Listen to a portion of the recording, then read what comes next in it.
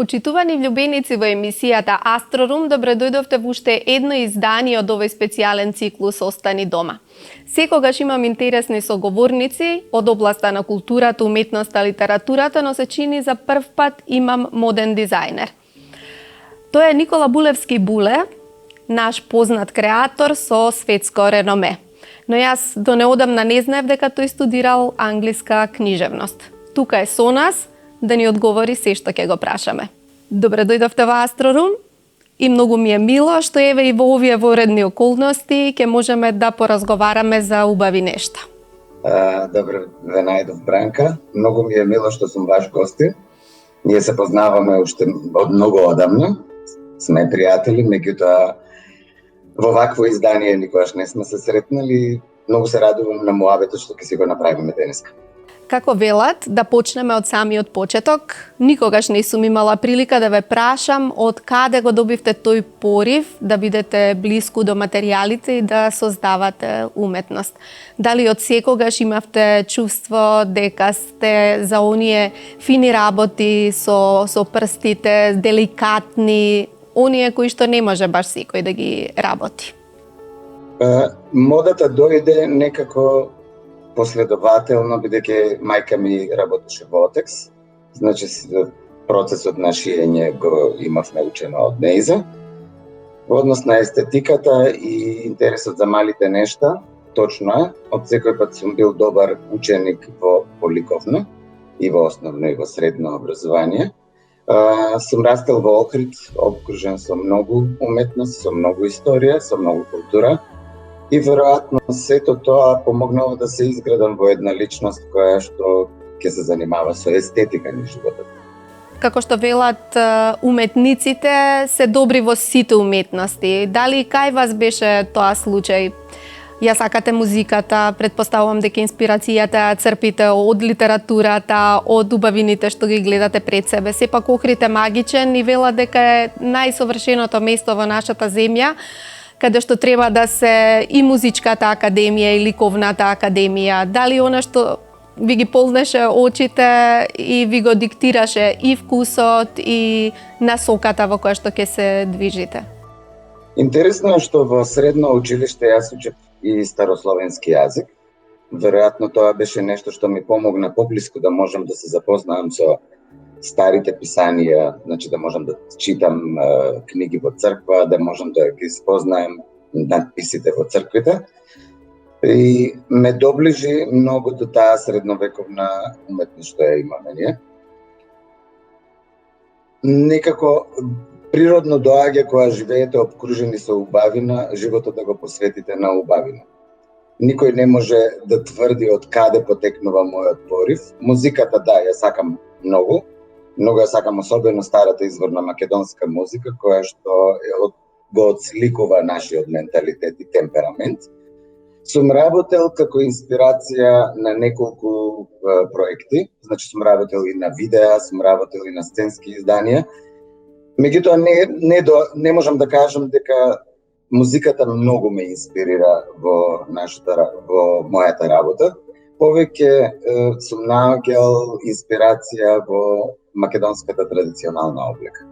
Кога почувствувавте дека треба да се доусовршите во она што ви лежеше во модниот дизајн, особено што споменав дека студиравте книжевност, велите и старословенскиот јазик ви е близок, но од каде таа потреба да навлезете во прво шнајдерскиот занет, што мене особено ме фасцинира, зашто знаеме кај нас многу дизајнери не знаат да фатат игла и конец, туку тоа завршува на скица, па некој друг им ги реализира. Кога почнав да ја работам оваа работа, многу случајно стана се. Значи, мојот интерес се појави негде кога бев втора година на факултет, или прва можеби. Една моја колешка си шиеше нешто по дома и еден викенд ја замолив да дојде со машината кај мене дома, да си сошијам нешто за мене. И така тргна тоа, така почна. Така се појави мојот интерес, почнав првите парчиња да ги правам. И почнав да стварам по малце парчиња кои што ги купуваа мои пријатели или ги давав без пари на мои пријатели. Така да стигнав и до прва колекција, мини колекција, која што беше презентирана во 91 година во пиката на Робевци во Охрид, во склоп на еден културно-уметнички настан. И почнав да работам. Значи, потоа се отвори студио за дизајн, отворивме со една моја пријателка Наташа Целаковска, која се викаше Таурус дизајн студио. И така тргнаа работите. Прва ревија во Скопје, потоа почнав да работам за индустрија. Меѓутоа, кога влегов во индустријата во Македонија, сватив дека кројачкиот занает е најголемиот проблем во нашата индустрија. Работејќи низ долги години, добив можност да ме пријават преку еден проект како успешна приказна, да ме пријават за стипендист за специјализовано учење или за студирање. Јас, бидејќи многу често одев за Милано, бидејќи тоа е местото каде што живеат многу голем број од моите пријатели во модата, знаев за Институтот Марангони и многу ми се допаѓаше нивниот програм и нивниот начин на работа. Така да кога ја добив стипендијата, се усмерив баш во продукција и моделирање. Мои пријатели вика да се запишуваш на престижно училиште, кое што е едно топ 10 во светот, и не сакаш да бидеш дизајнер. Тоа е многу чудно, да наместо да добиеш педигре во дизајн, бидејќи тоа го работиш, ти вика се запишуваш на моделирање. Тогаш на сите им беше чудно, меѓутоа јас знаев дека тоа е кариката, тоа е нишката што фали во нашата индустрија. И го завршив тоа многу успешно, бидејќи бев единствениот студент, можеби низ многу години во тоа училиште, што има со кум лауди завршено. И мојата желба беше, кога се вратам во Македонија, тоа и да го пренесам на следните генерации. Кажете ми, дали препознавате вие добро измоделиран шнит или како веќе да кажам, кога ќе видите на модна ревија, дали препознавате кој е стручен, која куќа посветува внимание на самиот модел, на линиите на женското тело, а кој е повеќе екзибиционист или оние што се туркаат низ уметноста како во постмодернизмот. Знаеме дека и таму има мода, па дури и во високите кругови. Што гледате прво кога ќе погледнете ревија? Точно е дека прво кога ќе погледнам ревија, не го гледам дизајнот воопшто, него фитингот, уствари како стојат парчињата облека на телото на манекенките. Значи, како е конструирана облеката е нешто што мене ме фасцинира, бидејќи тоа е многу блиско до создавањето на архитектура. Значи, мора да го познавате човековото тело за да можете да создадете добра облека. Бидејќи облеката во суштина треба да го надополнува телото, да го прати телото, да го надополни во однос на личноста. Дизајнот е менлива категорија, значи секоја сезона по 2 пати се менуваат генерално дизајните и тоа е начин како креативно дизајнерите да се ги изразат своите чувства, своите филозофии, својот начин на гледање на нештото, како треба во однос на дизајнот да се менува светот и нудат одредени решенија. Меѓутоа, во областта на моделирањето мора да се следи мора да се следат правила. Значи, вие не можете да создадете облека која што ќе лепди околу телото, значи тоа мора да е припијано на телото или благо припијано попијано или полабаво, меѓутоа мора да следите одредени правила. Се знае како се создава облека, се знае како се создаваат панталони, се знае како се создава кошула, како се создава сако. Меѓутоа, се зависи од искуството и моќта на главниот моделар во одредена компанија за како ќе стигне облеката до крајниот потрошач. Имате искуство и со висока мода, со собствени колекции, многу реви зад вас, остварени, работа во конфекција, дама текст, за бела ги кроите така, ги поставувате моделите што се произведуваат и ден денес, а сепак кај нас е синоним за нешто што добро лежи, жените ги сакаат и оние помалку совршените може да си најдат пантолони кои што лежат на нив, сако, можат да искомбинираат повеќе различни облековни елементи. Сакам да ве прашам што ви беше најтешко, што е најголем предизвик за еден креатор да создаде? Дали се тоа пантолони, дали е здолниште, сако? Бидејќи мене репер за фустан ми е Валентино, мислам дека фустанот е идеалното парче облека со кое што само со едно парче сте облечени. И потоа се доволни само аксесори, значи модни додатоци и чевли и ташни за да изгледате перфектно средено. Мислам дека најтешко во Македонија е да направите добри панталони заради градбата на телото на медитеранските жени. Ние пак сме телото на нашите жени е многу слично на медитеранската жена, со облини и со тенка половина и прилично понисок раст во однос на скандинавците или англосаксонците, да речеме. За да се направи добра панталона, треба многу добро да ја знаете анатомијата на моделот на луѓе што живеат овдека и нивните потреби. Меѓутоа, во однос на техниката и во однос на создавањето во модата, најтешко е да се направи добро сако.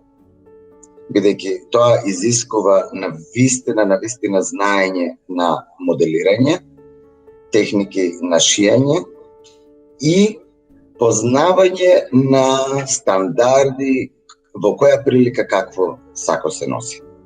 Бидејќи луѓето навистина многу малце знаат за вистинското сако, за должината на ракавите, за должината на самото сако, за колку помалите треба да има до рамената, во лактите. Да, колку парчиња, едно класично сако, да речеме, од филмовите на Джеймс Бонд, еве. Мажите што носат, колку парчиња има во едно сако? Знам дека се тоа многу. Со внатрешниот дел, надворешниот, со дополнителни делови за рамениците, копчиња. Она што го гледаме од надвор е само дизајн. Она што е важно во едно сако е подлогата што се става, особено кај машките сакоа, подлогата која што се става внатре. Значи имате 4 видови на подлоги, кои што се направени исклучително од природни материјали, значи се работи за лен, памук, волна и коњско влакно, од коњска опашка. Значи, таа подлога за да се изработи, треба прво да знаете како да ја конструирате, за да не создаде проблем кога ќе оставите палтото врз сета таа подлога. И уште една работа, сета таа подлога треба рачно да се аплицира, бот по бот, која што е работа од неколку десетици часови. И боцкајќи при тоа не треба да излезете од другата страна на материјалот. Значи тоа е едно, треба да фаќате одреден дел микронски на самиот материјал, за да може да го направите. Тоа е техника која што се учи само кај шнајдери или во специјални студија во светот. Во Македонија го нема. Јас имав среќа да го започнам тоа додека студирав во Марангони. Потоа, бидејќи Savile Row, најдобриот стандард за bespoke, за скапа облека на машкиот дела, е нешто што најмногу ме привлекува, многу читав, многу пробував. И врв на сето мое знаење е крунисан во Париз, кога бив претходниот директор на Dior Couture, кој што беше 20 години директор, ми беше ментор на еднонеделна програма баш само за изработка на сако. Тоа беше благослов да имате човек кој што може да ве води и да ви го покажува начинот. Една работа ми кажа, што морам да ја споделам со вас, е интересно. Откако го направив сакото, ми рече, ти си учел во Англија. Јас му кажав, не, меѓутоа сум учел во Италија, меѓутоа сум учел од книгите англиски како се создава едно парче bespoke сако. Ми рече, ќе те научам како се прави тоа на француски. Многу е добро направено, меѓутоа ќе те научам да го направиш на француски. Го испарав сето тоа што го имав работено во неколку дена. Пробав на начин на кој што ми кажа и ми рече, ова е францускиот начин. Разликата беше по лежерноста на конецот кој што ја припива подлогата на основата на материјал. Какви финеси. Верувам дека вашите студенти се многу задоволни кога имаат некој пред себе со искуство да им ги каже овие поединости што не верувам колку и да читате книги сепак не можете да ги најдете доколку не земете со своите раце да создадете нешто налик на англиската школа, француската. Јас секогаш ќе се сетам на филмот Оскар со Силвестер Сталоне и со кројачите и колку значење се придава всушност господата од секаков вид, колку придаваат значење на некој уникатно создадено сако. Сакоата се посебна приказна за себе, ние ќе немаме време толку да говориме. Сега сакам да зборуваме за вашето меѓународно искуство. Вие една година поминавте и во Малезија, сте поминувале време надвор од земјата. Кажете ми сега како е во сосем друга култура да однесете европско знаење. Сигурно се цени, но мора тоа да трпи локални финеси, адаптирање на пазарот, на луѓето. Еве за тоа искуство најекзотичното, да кажеме. Кога бев во Италија, кога студирав во Италија, ми беше многу блиско тоа. Значи, сепак ние, колку и да сме биле социјалистичка држава, ние сме сепак дел од Европа. Сакали или не да прифатат тие во Европа, меѓутоа ние на истите смешки се смееме, на истите радости се радуваме. Јас сватив дека со моите колеги кои што се од прилика моје годиште по светот, дека ние уствари детството сме го имале идентично.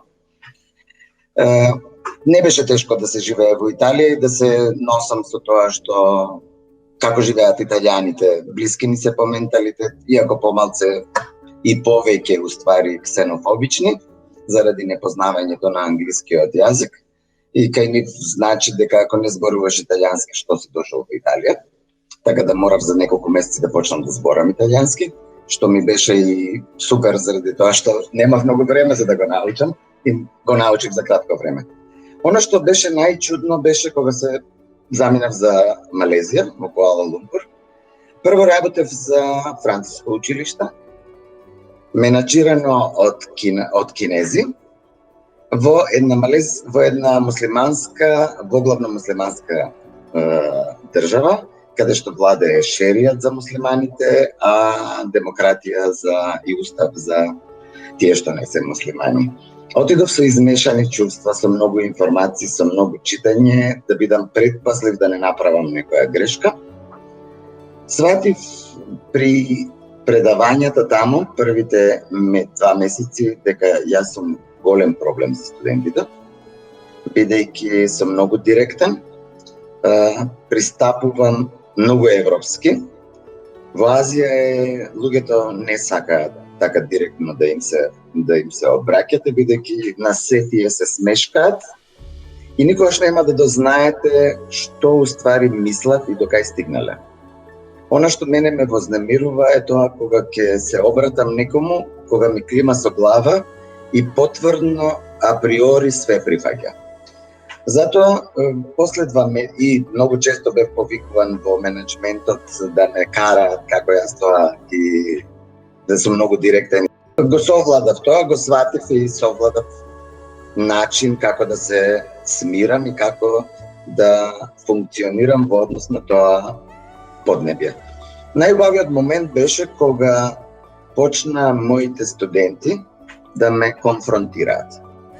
тоа беше аха моментот во кој што јас најубаво се чувствував, бидејќи успеав да создадам една група на млади луѓе, млади идни дизајнери, кои што ќе можат гласно да викнат против мене. Значи, кога имаат аргумент, да можат гласно да зборуваат и да го непречено да го образложат својот аргумент, да ме побијат ако можат, иако во мојата област не може да ме побијат бидејќи немаат знаење, меѓутоа сакав да се створи можност дека у студентот и професорот се исти. Дека ние сме на исто ниво, бидејќи ако не им дадеш можност да се конфронтираат, тие ни животот нема да научат каде е она граница кај треба да прескокнеш преку оградата. Секогаш ќе седат позади оградата. Значи, многу повеќе вие направивте влијание и промени кај малезиците отколку тие кај вас. Предпоставувам дека мислам дека беше еднакво, Бранка. Јас дури во едно интервју кога се вратив од Малезија за еден магазин, кога го прочитав интервјуто што сум кажал, еден од моите студенти кој што прв беше тој што се конфронтираше со мене, го прочитал со Google Translate нормално, ми кажа не верував дека толку Малезија влијаела врз тебе низ во оваа година. Влијаеше бидејќи научив уствари пробав да откријам и успеав да откријам дел во мене што јас не сум го познавал. Јас сум во суштина one man, самостоен играч, да не користам англиски термини, и никогаш од друг човек не зависела мојата работа. Значи, одлуките не ги носел никој за мене. Кој што од 18 години јас сам ги носам одлуките. Во еден момент сватив дека јас сум попитом, дека работам со екипа со која што треба да се синхронизирам, дека треба да поважно е колку од моето знаење ќе пренесам на студентите, колку јас ќе останам тој крутиот јас што секогаш кажува како треба да се направи и никој не може врз мојата одлука да действува. Значи, открив колку можам да бидам поинаков. Тоа ми беше благодарение на потрагата да најдам начин како да комуницирам со тие луѓе од исток. Ова не ви е ниту првото, ниту последното искуство со студенти. Вие предававте и на Европскиот универзитет, чинам, два пати на Џолев и уметностите. Тоа се некои... Да, и сега сум на Џолев и уметностите. Да.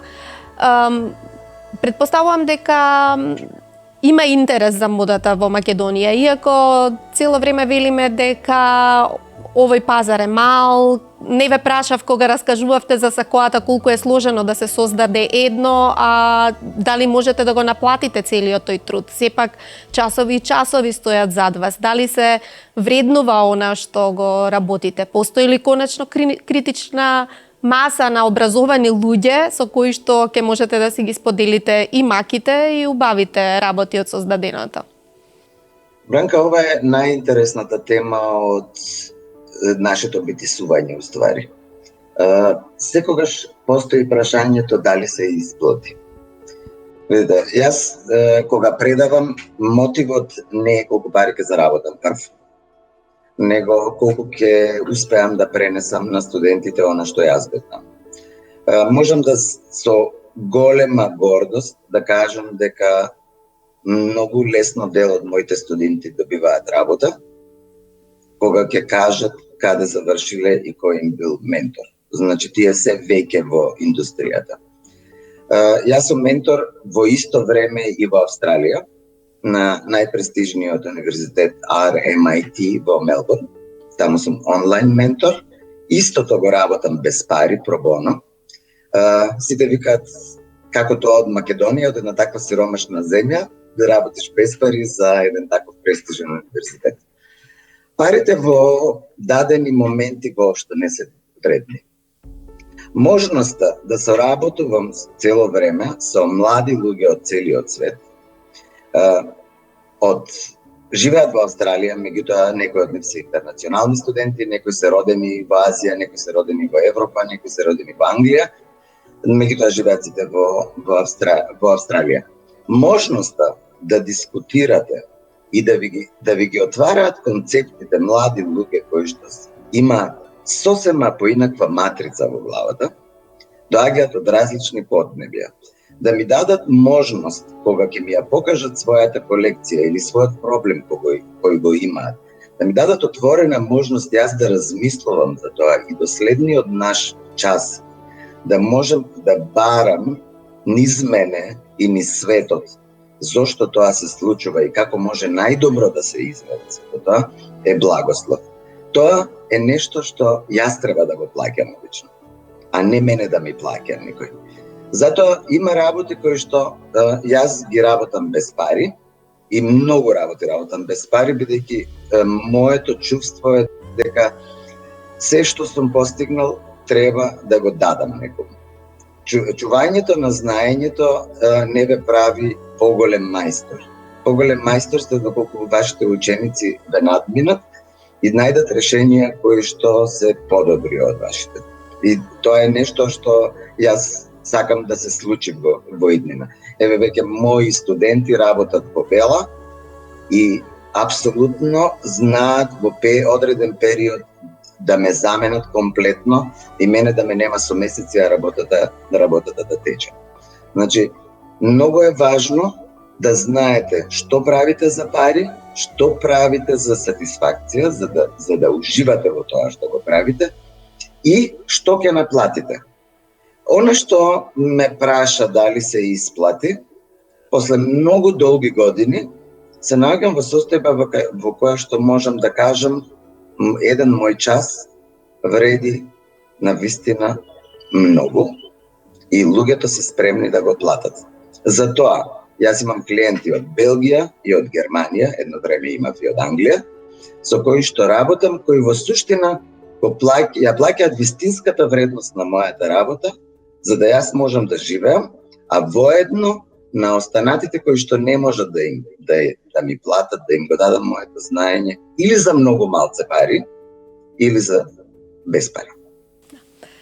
Многу благородна работа е педагошката работа и без овој услов да го ширите знаењето, јас мислам дека е безпредметна. За жал има и вакви и такви педагози, но се препознаваат вистинските. Сега ме заинтригиравте со еден збор кога рековте до 18 години сам одлучувате и дека што ќе решите тоа правите.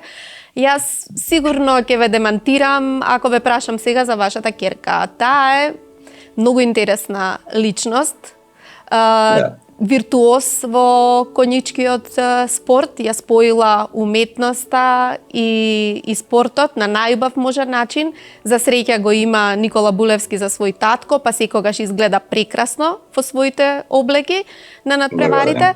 Но јас верувам дека Ангелина ве демантира и дека таа сега го има главниот збор со самото тоа што вашиот живот, вашиот и на вашата сопруга, кој што имаше своји предизвици и здравствени и се надминавте успешно, сега конечно и се радувате и најголемата мака и најголемата радост ви е ќерката. Кажете ни со што се занимава, бидејќи ова е прилично нова работа во Македонија.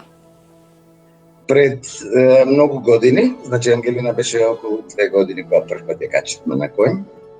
Па почнавме да ја приближуваме до коњите. Имаме за среќа имаме многу близок пријател, Паоло, кој што е португалец, кој што е оженет за моја многу добра пријателка. Тој беше човекот кој што во суштина е крив што Ангелина ги сака коњите. И крив во позитивна смисла, бидејќи ја доближи до нешто што е многу благородно, нешто што ја прави многу големо задоволство. Почна да вежба гимнастика на коњ. Тоа е првата дисциплина што секој коњаник ја учи кога ќе влезе во коњишница.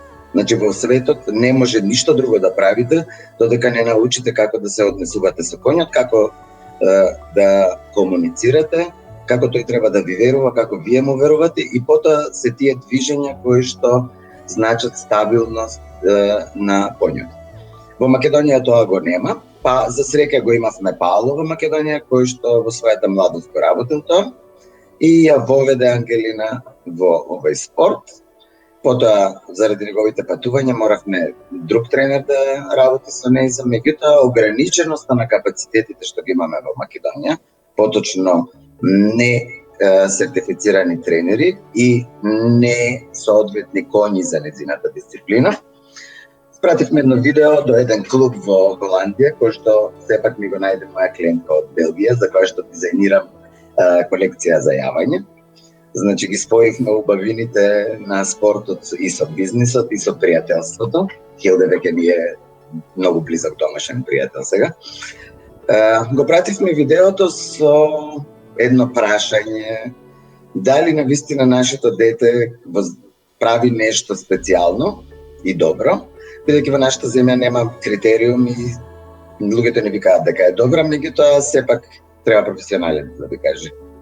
Тие ни кажа дека има многу добра позиција, многу добар став, дека добро работи, меѓутоа работи неправилно и дека ако ја донесеме на камп во Холандија, дека ќе го скредат сето тоа.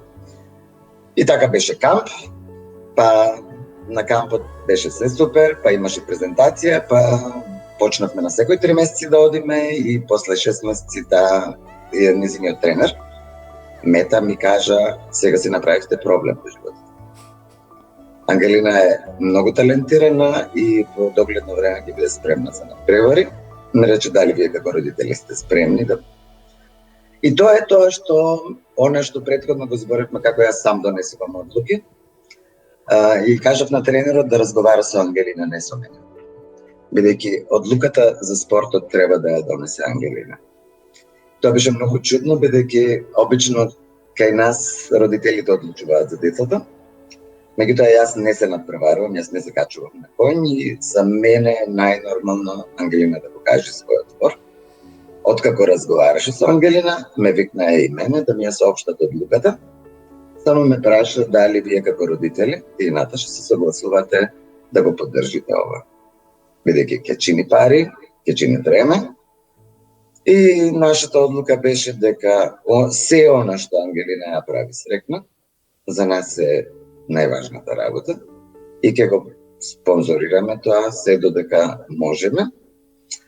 И свативме после долг период, значи после една година и нешто во Холандија, па многу често одење, после првиот надпревар ја освоена бронзена медаља, вториот надпревар златна медаља, свативме дека само она што се прави со љубов и што носи среќа може да роди плод.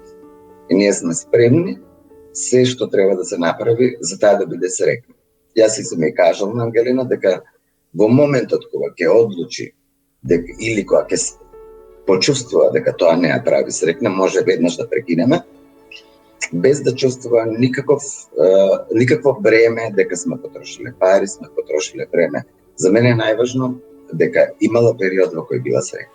Јас сега ми вела дека минутите за овој разговор ни отишле одамна, но да го заокружиме некако разбирливо и очекувано беше дека не можеме да прозбориме за се што сте работеле.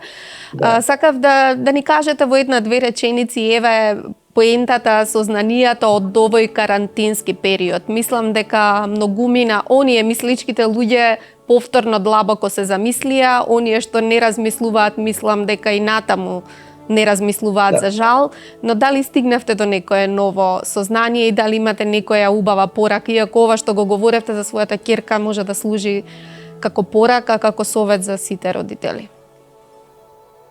Овој период навистина е тежок за сите. За мене во мојата работа не е особено тежок, бидејќи јас сум научен да работам дома и да не излегувам многу и малте некако да сум по карантин постојано. Меѓутоа сватив дека благодете што имаме викенди во кои има тишина. Секој дневно ручаме заедно, секој дневно правиме храна, скоро секој дневно, некогаш порачуваме, меѓутоа тоа е многу ретко. Имаме можност да бидеме како семејство постојано дома, да се следиме еден со друг, да работиме заедно, да го минуваме времето заедно. Едно Уште една убава работа што приметив, луѓето кои што ги познавам околу мене и го почитуваат овој карантин, стануваат подобри луѓе. Би сакал и им препорачувам на луѓето повеќе да внимаваат на себе, бидејќи најважното нешто во животот е секој ден да бидете подобри. Не да бидете најдобри, него да бидете подобри. Затоа што ќе бидете подобри, повеќе ќе сте пример за останатите а добриот пример секогаш е причина која ќе ги натера луѓето да се менуваат на подобро. Ви благодарам многу за овој разговор. Мене овие минути ми беа неверојатно пријатни и се надевам дека нема да биде ова наш последен разговор. Сепак разговорот во живо е разговор во живо, но како што гледаме дека и овие технологии не се воопшто лоши за комуникација. Јас и не забележав дека разговарам со монитор, затоа што разговарав со човек. Кога ќе се видиме, ќе добиете некоја книга од продукцијата на Арс Ламина во книжарниците на Литература МК. Верувам дека имате многу интереси и дека ќе најдете нешто што ќе ве одушеви. Ви благодарам за гостувањето. Благодарам на поканата, Бранка. Многу големо задоволство. Воопшто ова не беше снимање, ова беше вистински разговор како во живо да оди, бидејќи ни еднаш не го прекинавме. Многу сакам кога имам разговори со луѓе, со новинари кои што ја сакаат својата работа и знаат како се разговара со гостинот, како се испочитува еден гостин, а тој ќе ви врати секако во најдобро се. Вие секако ми вративте со многу убави мисли. Благодарам уште еднаш и се гледаме во живо.